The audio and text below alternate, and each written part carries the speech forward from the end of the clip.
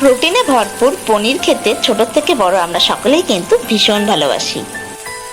আর পটল দিয়ে পনিরের এরকম একটি রেসিপি হলে গরম গরম ভাতের সঙ্গে আর কি চাই বলো। নমস্কার, আমি সোনামণি, সবাইকে স্বাগত সোনামণির রান্নাঘরে। আশা করি সবাই সুস্থ আছো এবং ভালো আছো। আর আজকের রেসিপি হলো পনির পোস্ত। আর আমি কোন পদ্ধতিতে এই পনির পোস্ত বানালাম সেটাই আজকে পুরো ভিডিওটিতে জানাতে চলেছি। চলো তাহলে দেখে নিই।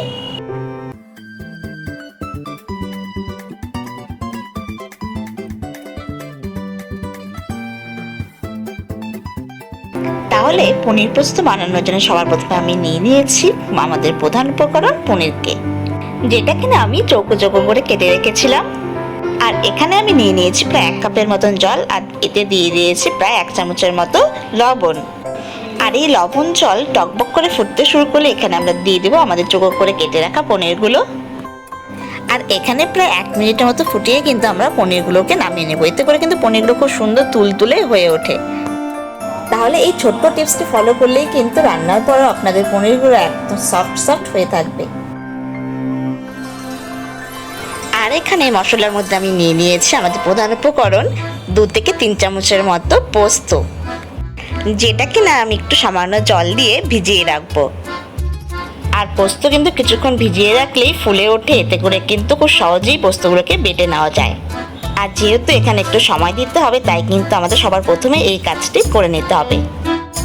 আর এরপর এখানে নিয়েছি 4-5টি কাজু, তেজপাতা, কালো জিরে, একটি লাল টুকটুকে টমেটো এবং সামান্য আদা কুচি, প্রায় 6টির মতো গোটা এলাচ। আর এখানে সবজির মধ্যে নিয়েছি আমি গোটা কয়েকটি পটল, যেটা আমি একটু গ্যাপ রেখে ছুলে নিয়েছি এবং তারপর জল দিয়ে ধুয়ে নিয়েছি। আর প্রত্যেকটি পটলের আগাগুলো কিন্তু আমি মাছ বরাবর একটু চিড়ে নিয়েছি, যাতে করে মশলাগুলো ভালো মতো নিতে প্রবেশ করতে পারে।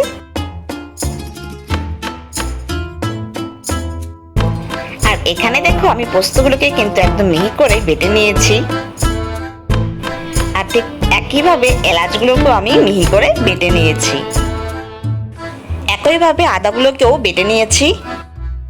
আর এদিকে আমার কড়াইও গরম হয়ে এসেছে। এবার আমরা এখানে দিয়ে দিচ্ছি আমাদের সর্ষের তেল।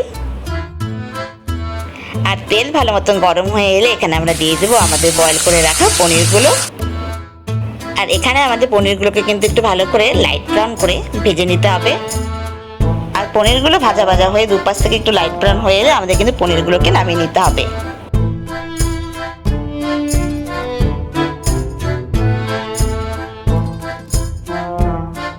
এবার ওই তেলেই ফোড়নের জন্য আমরা দিয়ে দিচ্ছি গোটা তেজপাতা এবং সামান্য কালো জিরে।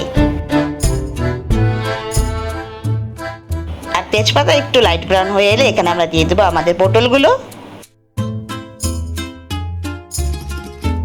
আর পটলগুলোকে একটু নেড়ে নিয়ে এখানে আমরা অ্যাড করে নেব 1 চামচের মতন লবণ। এবার কিন্তু একটু ভালো করে নেড়ে নিয়ে আমাদের পটলগুলোকে লাইট ব্রাউন করে ভেজে নিতে হবে। আর এদিকে দেখো পটলগুলো কিন্তু আমাদের অনেকটা ভাজা ভাজা হয়ে গেছে। এবার আমরা এখানে অ্যাড করে নেব প্রায় আমাদের 1 চামচের মতো বেটে রাখা আদা। এবারে আদা বাটা দিয়ে কিন্তু আমাদের একটু ভালো করে পটলগুলোকে নেড়ে নিতে হবে এবং আদা বাটাগুলো লাইট ব্রাউন হওয়া পর্যন্ত কিন্তু আমাদের একটু ভেজে নিতে হবে। আর এদিকে দেখো আদা বাটাটাও কিন্তু আমাদের লাইট ব্রাউন হয়ে গেছে। এবার আমরা এখানে অ্যাড করে নেব আমাদের বেটে রাখা টমেটো। আর টমেটো বাটা অ্যাড করলে কিন্তু খুব সুন্দর একটা কালার আসে, আর এতে কিন্তু ফ্লেভারটা অনেকটা ভালো হয়। আর এবার কিন্তু সবকিছুকে আমাদের একটু ভালো মতন কষিয়ে নিতে হবে, যতক্ষণ না পর্যন্ত টমেটোগুলো ভালো মতন ভাজা ভাজা হয়ে লাইট ব্রাউন হয়ে যায়। আর টমেটোগুলো ভালো মতন ভাজা ভাজা হয়ে তেল ছাড়তে শুরু করে দিয়েছে। এবার আমরা এখানে অ্যাড করে নিচ্ছি আমাদের বেটে রাখা কাজু বাটা। আর দিয়ে দিচ্ছি হলো সামান্য পরিমাণ একটু জল এবং আরও অ্যাড করে নিচ্ছে আমাদের বেটে রাখা পোস্ত। এবারে সমস্ত উপকরণগুলিকে ভালো মতন মিক্সড করে নিয়ে আমাদের একটু ভালো মতন করে কষিয়ে নিতে হবে।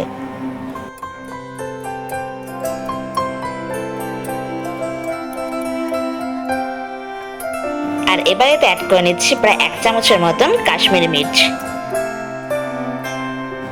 আর আরও অ্যাড করে নিচ্ছি প্রায় 1 চামচের মতো জিরে গুঁড়ো। এবারে সমস্ত উপকরণগুলিকে ভালো মতন মিক্সড করে নিয়ে আমাদের কিন্তু কষিয়ে নিতে হবে। আর এখানে পনির পোস্ত বানানোর সময় কিন্তু আমি কোনো রকম হলুদ কিন্তু আমি ব্যবহার করছি না।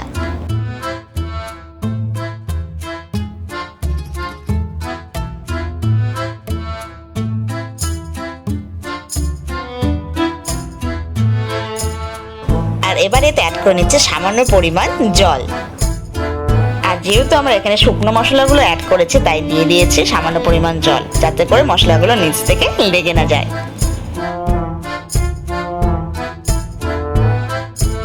আর এবার দিয়ে দিচ্ছি এখানে স্বাদ অনুসারে লবণ, আর দিয়ে দিচ্ছি প্রায় 2 চামচের মতো চিনি। আর চিনি অ্যাড করার পরে কিন্তু খুব সুন্দর একটা কালার চলে আসে তরকারিতে।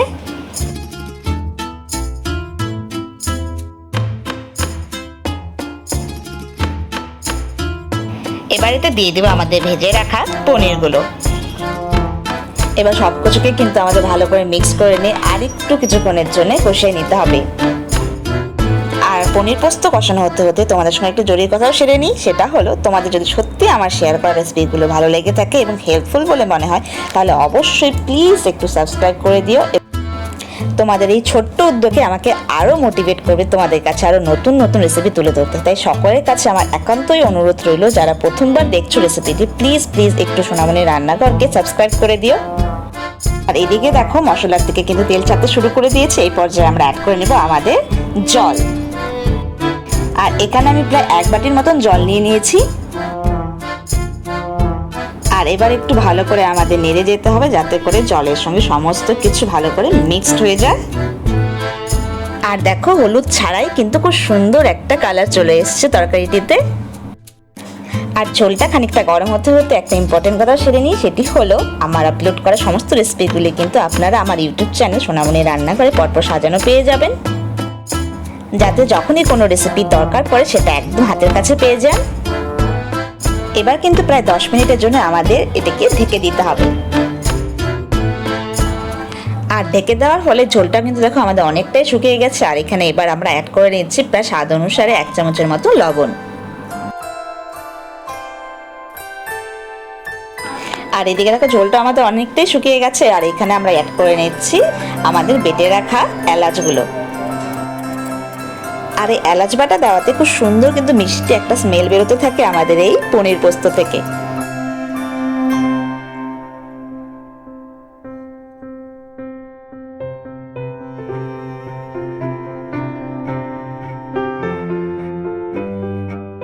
এবার প্রায় 10 মিনিটের জন্য আমাদের কিন্তু একটু ঢেকে দিতে হবে এবং গ্যাসের ফ্লেম একদম লো করে দিতে হবে।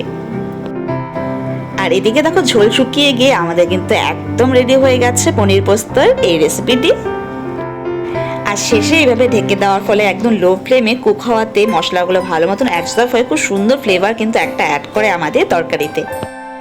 তাহলে আজকে আমাদের এই পনির পোস্ত রেসিপিটি কিন্তু একদম রেডি হয়ে গেছে। আর গরম গরম ভাতের সাথে খেতে এটি জাস্ট দুর্দান্ত লাগে। আর তোমাদের কেমন লাগলো রেসিপিটি? যদি ভালো লেগে থাকে তাহলে অবশ্যই একটু লাইক করে দিও এবং বন্ধুদের সঙ্গে শেয়ার করে নিও। আর রেসিপিটিকে ঘিরে তোমাদের নিজস্ব যদি কোনো মতামত থেকে থাকে তাহলে অবশ্যই সেটা আমাকে কমেন্ট করে জানাবে। Thank you for watching.